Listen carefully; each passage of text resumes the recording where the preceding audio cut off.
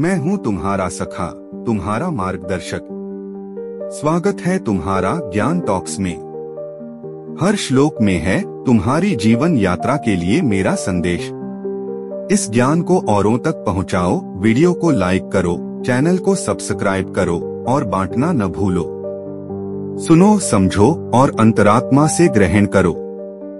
धृष्ट केतुश्चेकितानः काशीराजश्च वीर्यवान, पुरुजित कुंती भोजश्च शैब्यश्च नरपुंगवः पांच। पांडवों की सेना में धृष्ट केतु, चेकितान तथा बलवान काशीराज हैं और साथ ही पुरुजित, कुंती भोज तथा मनुष्यों में श्रेष्ठ शैब्य भी हैं।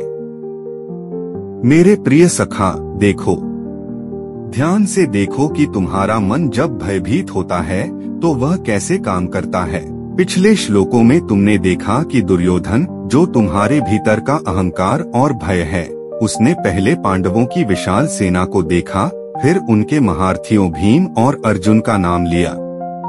लेकिन उसका भय यहीं शांत नहीं हुआ। भय की प्रकृति ही है विस्तार पाना। वह एक विचार से शुरू होता है और फिर पूरे मन पर कब्जा कर लेता है। अब दुर्योधन अपनी सूची को और लंबी कर रहा है। वह एक एक करके और योद्धाओं के नाम गिना रहा है। वह कह रहा है, अरे सिर्फ भीम और अर्जुन ही नहीं हैं, देखो, यहाँ तो धृष्ट केतु भी है, चेकितान भी है, शक्तिशाली काशीराज भी है, और तो और पुरुजित, कुंती भोज और नरश्रेष्ठ शैब्य जैसे योद्धा भी हैं। यह केवल नामों की गिनती नहीं है मेरे प्रिय, यह भय की गहराई का मापन है। यह उस मन की स्थिति है जो अपनी ताकत को पूरी तरह से भूलकर केवल और केवल प्रतिद्वंद्वी की ताकत पर ही अपना पूरा ध्यान केंद्रित कर देता है। दुर्योधन का मन एक ऐसा कैमरा बन गया है जो सिर्फ पांडव सेना पर जूम करके उनके एक एक योद्धा की शक्ति का विश्लेषण कर रहा है। वह अपनी सेना, जिसमें स्वयं द्रोण, भीष्म और कर्ण जैसे महारथी हैं, उन्हें देख ही नहीं पा रहा। उसकी दृष्टि पर भय का पर्दा पड़ गया है। यह दृष्टि का दोष है जो हर मनुष्य को कभी न कभी घेरता है। जब तुम अपनी क्षमताओं पर संदेह करते हो और दूसरों की क्षमताओं को बढ़ा चढ़ाकर देखते हो, तब तुम भी दुर्योधन बन जाते हो। आओ, मैं तुम्हें आज डॉक्टर आलोक की कहानी सुनाता हूँ। आलोक एक बहुत ही प्रतिभाशाली वैज्ञानिक था। उसने वर्षों की मेहनत और शोध के बाद एक महत्वपूर्ण खोज की थी, एक ऐसी खोज जो चिकित्सा के क्षेत्र में क्रांति ला सकती थी। उसे अपनी इस खोज को दुनिया की सबसे बड़ी मेडिकल कॉन्फ्रेंस में प्रस्तुत करने का मौका मिला। यह उसके जीवन का सबसे बड़ा अवसर था। शुरुआत में वह बहुत उत्साहित था, उसे अपनी खोज पर पूरा भरोसा था। लेकिन जैसे जैसे कॉन्फ्रेंस की तारीख नजदीक आने लगी, उसके मन में दुर्योधन ने प्रवेश कर लिया। उसने कॉन्फ्रेंस में आने वाले अन्य वैज्ञानिकों की सूची देखनी शुरू कर दी और बस यहीं से उसके भय का विस्तार शुरू हो गया। वह हर रात सोने से पहले उन वैज्ञानिकों के प्रोफाइल पढ़ता, उनके पिछले शोध पत्रों का विश्लेषण करता और अपने मन में उनकी एक अजेय सेना तैयार कर लेता। वह अपनी पत्नी से कहता, इस कॉन्फ्रेंस में तो डॉक्टर शर्मा भी आ रहे हैं, वह तो धृष्ट केतु की तरह हैं।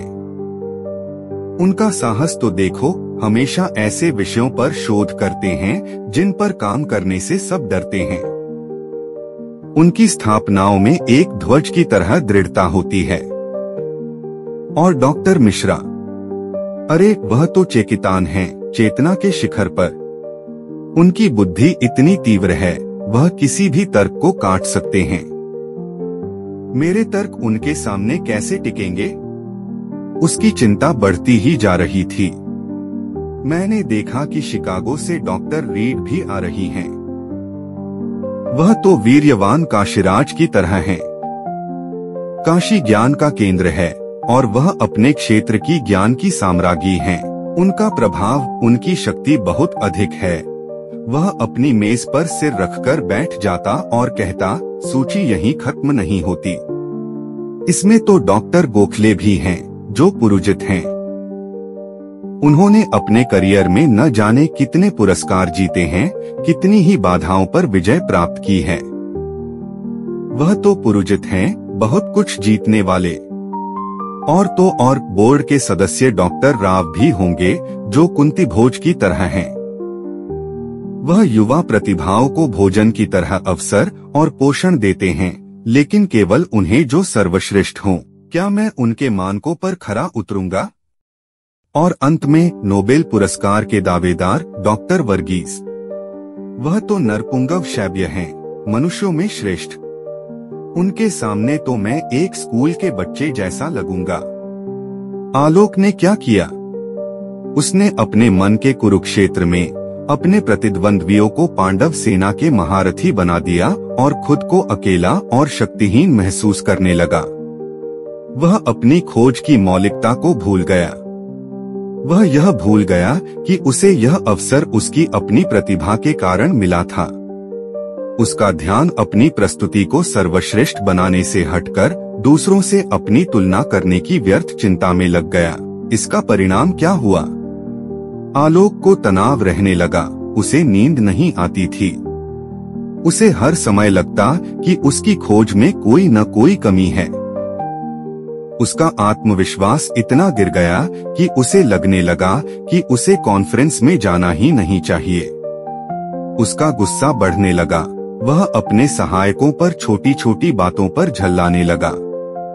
उसका अपनी पत्नी के साथ रिश्ता भी तनावपूर्ण हो गया। वह एक ऐसे युद्ध से लड़ रहा था जो केवल उसके मन में था।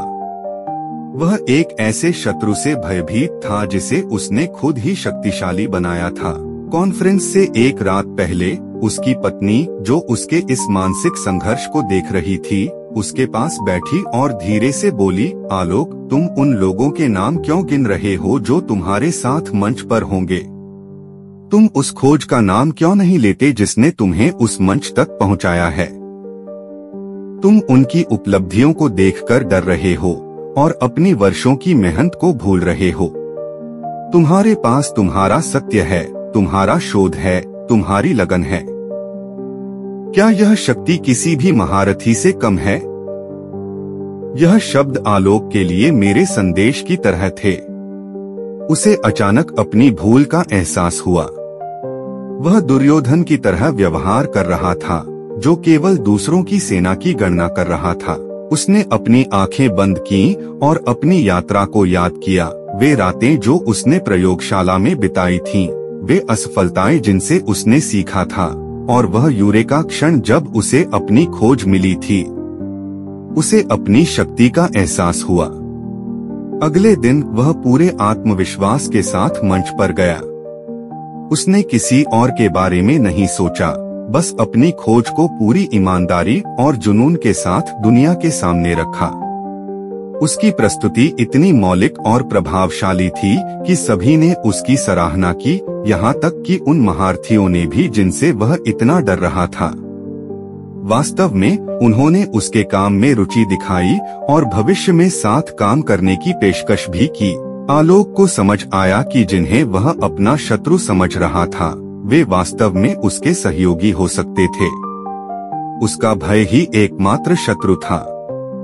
मेरे सखा, यह कहानी केवल आलोक की नहीं है, यह तुम्हारी है।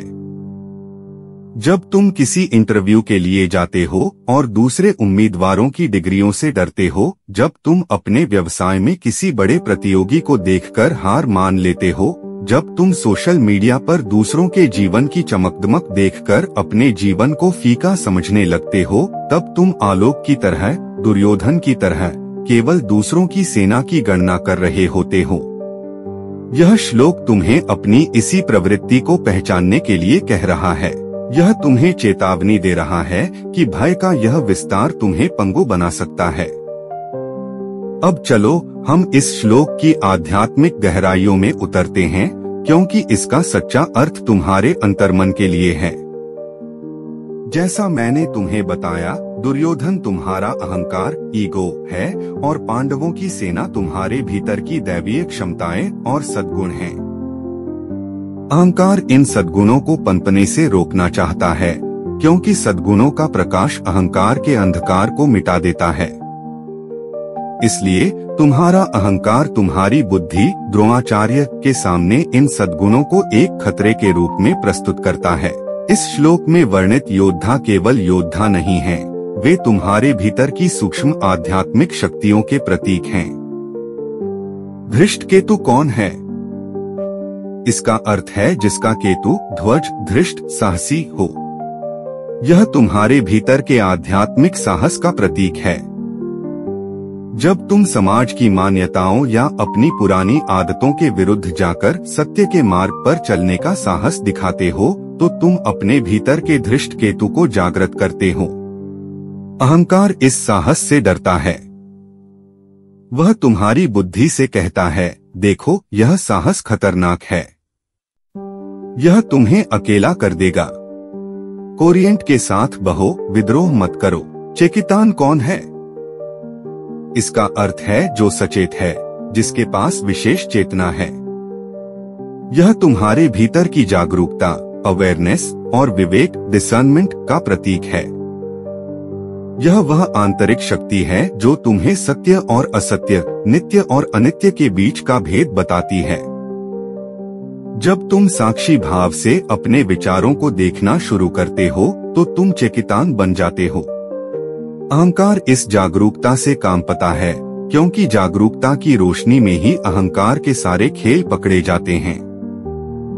वह तुम्हारी बुद्धि से फुसफुसाता है, इतना मत सोचो, बस जीवन का आनंद लो। यह जागरूकता तुम्हें भावशून्य और शुष्क बना देगी। काशीराजश्च वीर्यवान कौन है? काशी को ज्ञान की नगरी कहा जाता है। काशीराज आत्मज्ञान के प्रकाश का प्रतीक है। वह तुम्हारे भीतर का वह ज्ञान है जो प्रकाशित करता है, जो बताता है कि तुम कौन हो। वह वीर्यवान है, यानी वह ज्ञान शक्तिशाली है। वह अज्ञान के अंधकार को पल भर में नष्ट कर सकता है। अहंकार जो अज्ञान और गलत पहचान, मैं यह शरीर हूँ, मैं यह मन हूँ, पर ही जीता है, आत्मज्ञान के इस प्रकाश से भयभीत होता है। वह तुम्हारी बुद्धि को सांसारिक ज्ञान में उलझाए रखता है, ताकि तुम कभी काशीराज की शक्ति को न जान सको। पुरोजित और कुंतीभोज कौन है? पुरोजित का अर्थ है जिसने बहुतों को जीता हो। यह तुम्हारे भीतर की उस शक्ति का प्रतीक है जिसने तुम्हारी कई नकारात्मक प्रवृत्तियों जैसे क्रोध, लोभ, वासना पर विजय प्राप्त कर ली है। यह आत्मसंयम की शक्ति है। और कुंतीभोज कुंती के पालक पिता, पोषण करने वाली शक्ति का प्रतीक है। यह तुम्हारे भीतर का वह गुण है जो तुम्हारे अच्छे संकल्पों को, तुम्हारे सद्गुणों को पालता पोसता है, उन्हें भोजन और आश्रय देता है। अहंकार इन दोनों से डरता है। आत्मसंयम उसकी भूख को मारता है और सद्गुणों का पोषण उसके साम्राज्य को कमजोर करता है। और अंत में शैब्यश्च नरपुंगव। शैब्य का अर्थ है शिव का भक्त या कल्याणकारी, और नरपुंगव का अर्थ है मनुष्यों में श्रेष्ठ। यह तुम्हारे भीतर की सर्वोच्च मानवीय क्षमता का प्रतीक है, तुम्हारे दिव्य स्वरूप का प्रतीक है। यह तुम्हारी वह क्षमता है जिससे तुम एक साधारण मनुष्य से उठकर एक महामानव, एक नरनारायण बन सकते हो। यह तुम्हारी बुद्ध चेतना, तुम्हारी कृष्ण चेतना है। यह अहंकार का पूर्ण विनाश है। इसलिए अहंकार इस संभावना से सबसे ज्यादा डरता है। वह तुम्हें हमेशा यह विश्वास दिलाना चाहता है कि तुम एक साधारण, कमजोर, पापी इंसान हो, ताकि तुम कभी अपने शैव्य स्वरूप को पहचानने का प्रयास ही न करो। तो देखो मेरे सखा, यह श्लोक तुम्हारे लिए कितना गहरा संदेश छिपाए हुए है। तुम्हारा अहंकार दुर्योधन तुम्हारी ही महानतम आध्यात्मिक शक्तियों की सूची बनाकर तुम्हारी बुद्धि द्रोणाचार्य को डरा रहा है। वह कह रहा है, सावधान, तुम्हारे भीतर साहस, जागरूकता, आत्मज्ञान, संयम और दिव्यता जैसी खतरनाक शक्तियां हैं। अगर ये जाग गईं, तो मेरा क्या होगा? तुम्हें क्या करना है? तुम्हें इस सूची को भय से नहीं बल्कि आनंद से देखना है। तुम्हें अपनी बुद्धि को कहना है, हाँ, मेरे भीतर ये सभी महारथी हैं। ये मेरे शत्रु नहीं, ये मेरी अपनी सेना है। ये मेरी अपनी आत्मा की शक्तियां हैं जो मुझे इस भवसागर से पार ले जाने के लिए तैयार हैं। जब तुम्हारा मन कहे कि तुम साहसी नहीं हो तो अपने धृष्ट केतु को याद करो। जब मन भटके तो अपने चेकितान जागरूकता को बुलाओ। जब अज्ञान का अंधकार घेरे तो अपने काशिराज आत्मज्ञान को प्रकाश करने दो। जब बुरी आदतें परेशान करें तो अपने पुरुजित आत्मसंयम का आह्वान करो। जब अच्छे संकल्प कमजोर पड़ें तो उन्हें कुंती भोज से पोषण दो। और जब भी तुम अपनी कीमत पर संदेह करो तो अपने शैव्य नरश्रेष्ठ स्वरूप को याद करो। दूसरों की उपलब्धियों की गणना में अपनी क्षमता को मत भूलो। यदि मेरा संदेश तुम्हारे मन को स्पर्श करे तो इसे औरों के साथ बांटो। चैनल को सब्सक्राइब करो, वीडियो को लाइक करो, क्योंकि हर जीव को मेरी आवश्यकता है। मैं सदा तुम्हारे साथ हूँ।